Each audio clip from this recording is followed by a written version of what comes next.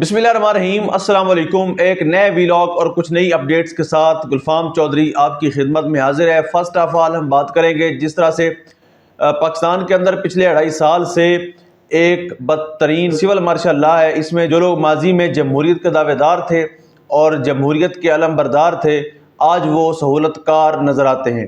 آج وہ human rights کے اوپر وائلیشن کرتے نظر آتے ہیں۔ آج وہ بنیادی طور پر جو انسانی حقوق ہیں ان کے اوپر بھی ڈاکے ڈالتے نظر آتے ہیں۔ خواہ وہ مسلم لیگ نون ہو، پیپلز پارٹی ہو یا باقی دیگر جماعتیں ہوں، جو اس فسادیت، جبر اور ظلم کے خلاف خاموش ہیں، یقینی طور پر وہ اس جرم میں، اس گناہ میں برابر کے ملوث ہیں۔ اور صحافیوں پر ظلم ہونا کوئی آج کی بات نہیں ہے۔ کوئی بھی جمہوری حکومت ہو یا مارشل لا ہو، صحافیوں کو ہمیشہ سے ہی سچ بولنے کی سزا دی جاتی ہے۔ یعنی ایک صحافی سے آپ کو ان کے طریقہ کار سے اختلاف ہو جانا کوئی بڑی بات نہیں ہوتی، ان کی بات سے اتفاق کا نہ کرنا یہ بھی کوئی بڑی بات نہیں ہوتی، لیکن چادر چار دیواری کا تقدس پامال کرنا، ان کی فیملی کے سامنے رات 2 بجے دھاوا بولنا اور اس طرح واہیات طریقے سے گرفتار کرنا اور غائب کر دینا، یہ پاکستان کے اندر وتیرہ بن چکا ہے۔ جو ابھی نیا پاکستان کے ہمارے دوست ہیں آغا سرور صاحب، ان کے گھر رات 2 بجے لاہور میں ہی ریڈ ہوتی ہے اور ان کی فیملی کے سامنے ان کو گرفتار کیا جاتا ہے۔ اب سوال یہ پیدا ہوتا ہے کہ اگر ان کے خلاف کوئی کیس تھا تو کیا ان کا کوئی وارنٹ جاری ہوا؟ کیا ان کو کوئی نوٹس وصول ہوا؟ کیا ان کے خلاف عدالتی کارروائی کو پہلے سے ہو رہی تھی؟ کیا وہ کسی مقدمے میں مطلوب تھے؟ ان سارے کے سارے سوالوں کا جواب بالکل بھی کسی کے پاس نہیں ہے۔ نہ وہ پولیٹیکل ورکر تھے، نہ وہ سیاستدان تھے، نہ ان کے خلاف کوئی ایسے کیسز تھے کہ خدا نخواستہ جیسے رینجر کو لانا مجبوری بن گیا اور وہاں پر بقول ان کی فیملی کے انہوں نے بتایا کہ وہاں پر پولیس کے ساتھ ساتھ رینجر بھی موجود تھی۔ تو آپ سمجھ سکتے ہیں کہ اگر رینجر موجود تھی تو احکامات کہاں سے آئے ہیں اور کون ہے، کس کی خواہش ہے آغا سرور کے ہاتھ میں ہتھکڑی لگانا۔ لیکن یاد رہے کہ آغا سرور بہت دلیر آدمی ہے، بڑا بہادر لڑکا ہے اور ہمیشہ سے انہوں نے اس فسطائیت کا سامنا کیا ہے۔ اس فسطائیت نے بالآخر ختم ہونا ہے اور پاکستان کے اندر جو جمہوریت ہے، جو آزادی ہے، وہ یقینی طور پر پاکستانیوں کو ملے گی، آج نہیں تو کل صحیح، لیکن آزادی جو ہے وہ مقدر ٹھہرے گی۔ اس کے بعد بات کرتے ہیں علی امین گنڈا پور صاحب کے حوالے سے۔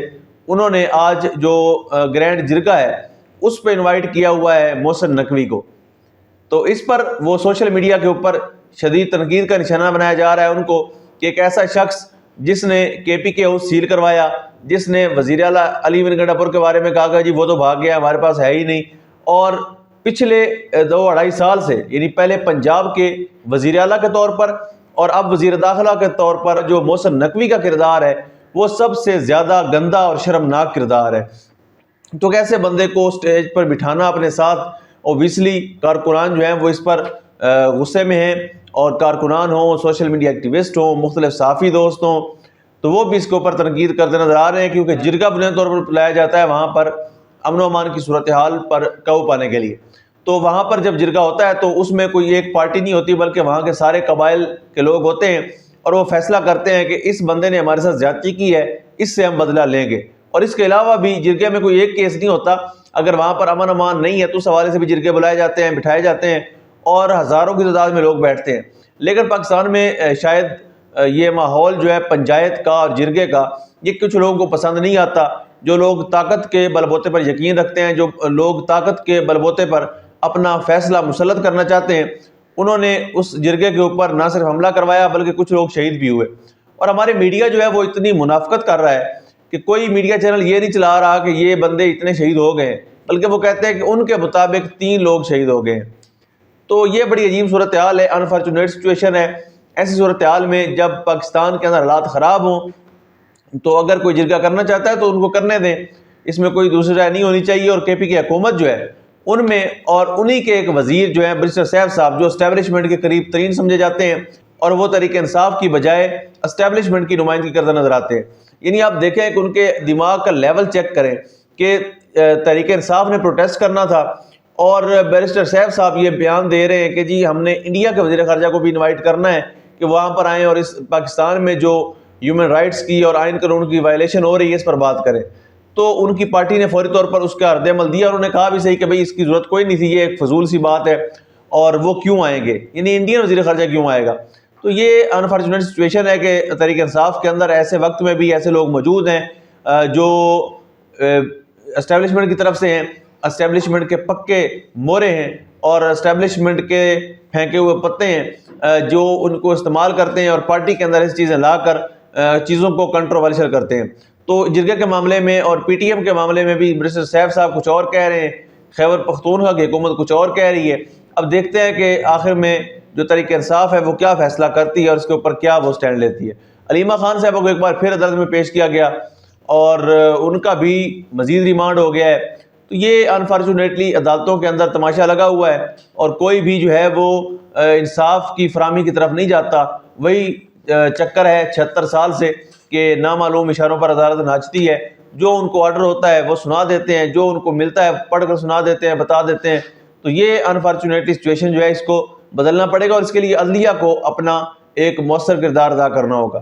یعنی اگر عدلیہ چاہتی ہے کہ ہم آزاد ہوں تو عدلیہ کو آزادانہ فیصلے دینے پڑیں گے، اور اگر وہ آزادانہ فیصلے نہیں دیتے تو ان کے لیے پھر یہی کچھ ہوگا جو اب چل رہا ہے، ہمیشہ سے وہ پھر طاقتور لوگوں کے نیچے لگے رہیں گے اور طاقتور ان سے مرضی کا فیصلہ کرواتے رہیں گے۔ اس کے بعد بات کر لیتے ہیں جو میں نے پہلے بات کی، علی امین گنڈا صاحب نے جو جرگہ بلایا ہوا ہے اس حوالے سے، یعنی جب خان صاحب کو پیغام بھیجا گیا تھا اسٹیبلشمنٹ کی طرف سے، یہ کچھ اتھینٹک سورس ہیں وہ بتاتے بھی ہیں اور ان کا یہ دعویٰ ہے کہ جب ان کو پیغام بھیجا گیا تھا ڈیالہ جیل میں، انہیں کہا گیا تھا کہ آپ یہ جو جلسہ ہے، جو ریلی ہے، یہ نہ کریں، اگر یہ ریلی کریں گے تو آپ کو علی امین گنڈا کی لاش ملے گی۔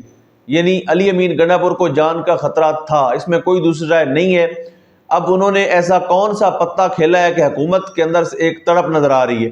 علی امین گنڈا نے اس دوران میں کس سے ملاقاتیں کی ہیں، جتنا بھی ٹائم انہوں نے کہانی سنائی ہے کہ میں گھوم گھوم کے آیا ہوں، لیکن اس دوران میں ملاقاتیں کس کس سے ہوئی ہیں، یہ ایک بڑا سوال ہے۔ اور اس سوال کا جو جواب ہے، اس سوال کی جو اصل خبر ہے، وہ علی امین گنڈا صاحب کسی کو بھی نہیں دے رہے۔ کیوں نہیں دے رہے یہ وہ بہتر جانتے ہیں، یا خان صاحب کی اگر پالیسی ہے تو وہ بہتر جانتے ہیں، لیکن یاد رہے کہ علی امین گنڈا نے اس دوران کوئی ایسا پتا ضرور کھیلا ہے جس سے حکومت کے اندر پریشانی پائی جا رہی ہے۔ آخر میں ہم بات کر لیں گے، عمران ریاض خان صاحب نے ریسنٹلی ایک انٹرویو دیا اور اس میں انہوں نے شاکر امان صاحب ہیں، ہمارے دوست ہیں، کورٹ رپورٹر ہیں، تو ان کو بتایا کہ جب وہ حراست میں تھے تو ان کو ایک آفیسر نے آ کر کہا، ایک بندے نے، کہ میں 2 لڑکیاں لے کر آیا ہوں، آپ ان کے ساتھ ایک ویڈیو ریکارڈ کروا دیں اور اس کے بعد آپ کو گھر بھیج دیا جائے گا۔ یعنی وہ بعد میں پھر بتاتے ہیں کہ مجھے اس کے اوپر جو شدید دکھ ہوا اور آج تک اس چیز کا افسوس ہے، یعنی میں نے کیا نہیں کہتے ہیں لیکن اس چیز کا افسوس رہے گا۔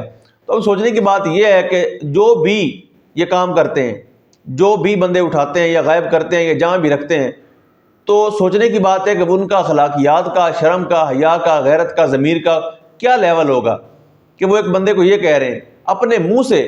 وہ عمران ریاض خان صاحب کو بتاتے تھے کہ آپ کے کریکٹر پہ ہمیں شک نہیں ہے، اپنے منہ سے بتاتے تھے کہ آپ کرپٹ نہیں ہیں، اپنے منہ سے بتاتے تھے کہ آپ غدار نہیں ہیں، اپنے منہ سے بتاتے تھے عمران ریاض صاحب کو دوران حراست کہ آپ محب وطن پاکستانی ہم جانتے ہیں لیکن ہماری مجبوری ہے۔ مجبوری کیا ہے؟ وہ کہتے ہیں کہ آپ ہمیں سوٹ نہیں کر رہے۔